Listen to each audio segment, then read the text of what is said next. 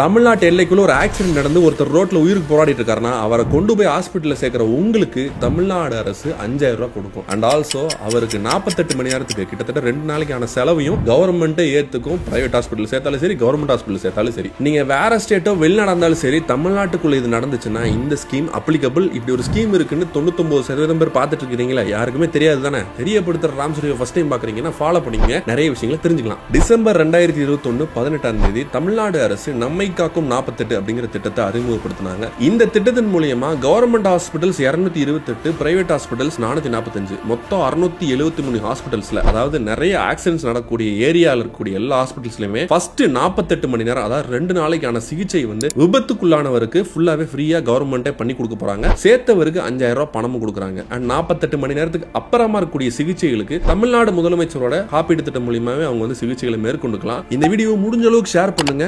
உயிர் காக்கிற ஒரு திட்டம் இப்படி ஒன்று இருக்குங்கிறது எனக்கே ரீசெண்டாக தான் தெரிஞ்சுக்கிச்சு. ஸோ தெரிய வைக்கிறது நம்மளுடைய கடமை. ஒரு யூஸ்ஃபுல்லாக யாருக்காச்சும் போய் சென்றடையலாம். இந்த மாதிரி அடுத்து எந்த விஷயத்தை பற்றி நான் பேசணும்னு கமெண்ட் பாக்ஸில் கமெண்ட் பண்ணுங்க. அடுத்த ஒரு வீடியோவில் சந்திப்போம். பாய்.